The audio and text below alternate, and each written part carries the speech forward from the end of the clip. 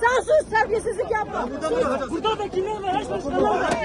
Buradan mı yapacaksın ya? Yayında mıyız? Dokunma. Dokunma. Denizcan sesim geliyor mu? Peki, bence de Korkusuzluğa yeter. Kim korkusuzluğunu yeter? Korkusuzluğa yeter. Sizlerden bekliyorsunuz. Hırsız kayyum hesap verecek. Hırsız kayyum hesap verecek. Hırsız kayyum hesap verecek.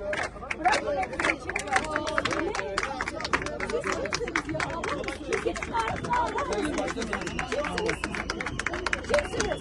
Devlet memurluğu yapıyorsa kendi hukukunu anlayabilirsiniz. Kendi kanununu bilirsiniz. Evet, bilene kazanacağız. Bilene kazanacağız.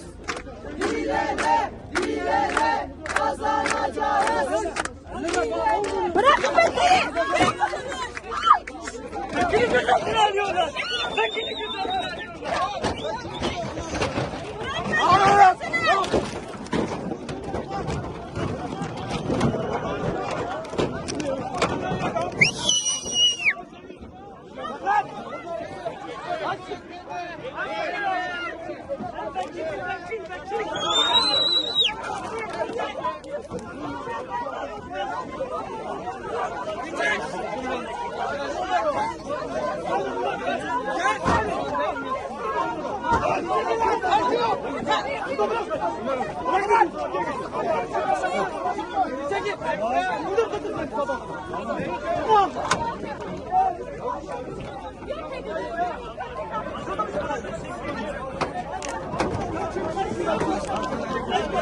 Vekil alıyorsunuz.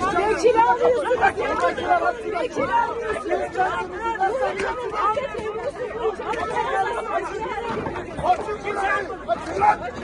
Açın lan, biz sakiniz, açın lan, açın.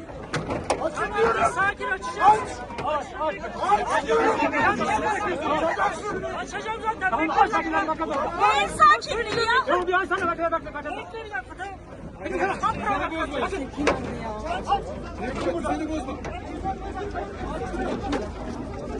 Nevruz. İki vekil ya. Sıkıştırma. Sıkıştırma. Ben sıkıştırmıyorum arkadaşım sıkıştırmıyorum. Çekilin biraz. Aç. Bana gelsin. Verecek. Hırsız kayyum hesap verecek. Gün gelecek. Devran dönecek. AKP